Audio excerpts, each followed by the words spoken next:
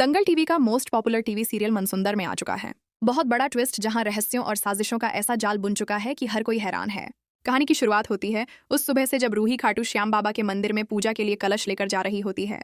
उसने लाल साड़ी पहनी होती है, माथे पर बड़ी सी बिंदी और हाथों में पूजा का थाल होता है। कलश के ऊपर नारियल रखा होता है और उसके मन में एक ही प्रार्थना चल रही होती है, खाटू श्याम बाबा बस अब मुझ पर अपनी कृपा कीजिए। मुझे सुकून का सच जानना ही होगा ताकि मेरे और नाहर जी के बीच कोई गलतफहमी ना रहे। रूही जैसे जैसे मंदिर की ओर बढ़ती है, हवा का एक तेज झोंका आता है। अचानक उसके कलश पर रखा नारियल नीचे गिर जाता है। वह चौंक जाती है क्योंकि नारियल गिरकर थोड़ी दूर जाकर रुकता है। जब वह वहां पहुंचती है तो देखती है कि नारियल जिस जगह जाकर रुका है वहां एक पुराना लकड़ी का बॉक्स रखा हुआ है। बॉक्स बिल्कुल वैसा ही दिखता है जैसा सुकून के कमरे में पहले देखा गया था। रूही के मन में शक का बादल छा जाता है। वह धीरे धीरे झुककर उस बॉक्स को देखती है। तभी उसकी नजर उस पर से उठते हल्के धुएं पर पड़ती है। वह हैरान होकर बोल उठती है, ये क्या, इस बॉक्स से धुआं क्यों आ रहा है? धीरे धीरे उसका डर बढ़ने लगता है, लेकिन हिम्मत करके वह बॉक्स को उठाती है।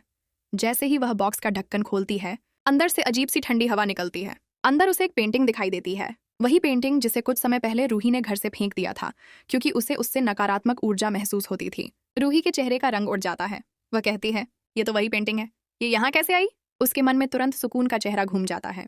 उसे याद आता है कि यह पेंटिंग सुकून ही लेकर आई थी और उसी के कमरे में रखी गई थी। तभी उसे याद आता है कि जब से यह पेंटिंग घर में आई है तभी से अजीब अजीब घटनाएं होने लगी थीं।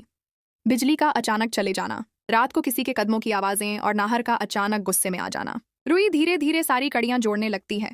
वह फुसफुसाती है तो इसका मतलब सुकून ही वह आत्मा है जो इस घर में अशांति फैला रही है। इस रहस्य का पता लगाकर रूही अब किसी भी हाल में पीछे हटने वाली नहीं थी। उसने तय कर लिया कि अब वह सुकून का सच सबके सामने लाकर रहेगी। वह बॉक्स को लेकर सीधा घर आती है। घर पहुंचते ही सब लोग पूजा की तैयारी कर रहे होते हैं, नाहर, राध्या और बाकी परिवारजन। तभी रूही तेजी से अंदर आती है, हाथ में बॉक्स लिए हुए। दादी पूछती हैं, रूही बहू क्या हुआ, इतनी घबराई क्यों हो? रूही कहती है, आज मैं इस घर में छिपे एक बहुत बड़े सच का पर्दाफाश करने वाली हूँ। सभी लोग चौंक जाते हैं। सुकून थोड़ा परेशान नजर आने लगती है। रूही सबके सामने बॉक्स रख देती है और कहती है, ये वही बॉक्स है जिससे इस घर की सारी मुसीबतें शुरू हुई हैं। वो बॉक्स खोलती है और सबके सामने पेंटिंग दिखाती है। नाहर हैरान होकर पूछता है, ये वही पेंटिंग है जिसे तुमने फेंक दिया था ना? रूही से हिलाकर कहती है, हाँ, लेकिन यह वापस कैसे आई?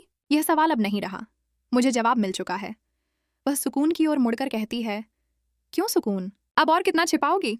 यही वह पेंटिंग है जिसे तुम इस घर में लाई थी और इसी के जरिए तुमने आत्मा का रूप लेकर हम सबको डराने की कोशिश की। लेकिन आज खाटू श्याम बाबा ने तुम्हारा सच मुझे दिखा दिया। सुकून हक्की बक्की रह जाती है। उसकी आंखों से आंसू गिरने लगते हैं, लेकिन अब बहुत देर हो चुकी होती है। पूरे परिवार की निगाहें उस पर टिकी होती हैं। नाहर गुस्से में कहता है, तो ये सब तुम कर रही थी? हमारे रिश्ते को तोड़ने की कोशिश, घर में डर फैलाना, सब तुमने किया। रूही बोलती है, हाँ अनार जी, यह सब सुकून का ही काम था। उस पेंटिंग के जरिए यह नकारात्मक ऊर्जा फैला रही थी ताकि हमारे बीच दरार पैदा हो जाए, लेकिन भगवान ने आज सच्चाई उजागर कर दी। राध्या आगे बढ़कर कहती है, शायद यही कारण था कि घर में पूजा के समय हमेशा कुछ ना कुछ गड़बड़ होती थी। सुकून अब कुछ नहीं बोल पाती। उसका चेहरा डर और शर्म से झुक जाता है। रूही खाटू श्याम बाबा की मूर्ति के आगे हाथ जोड़कर कहती है, धन्यवाद बाबा, आपने मुझे सच्चाई दिखा दी।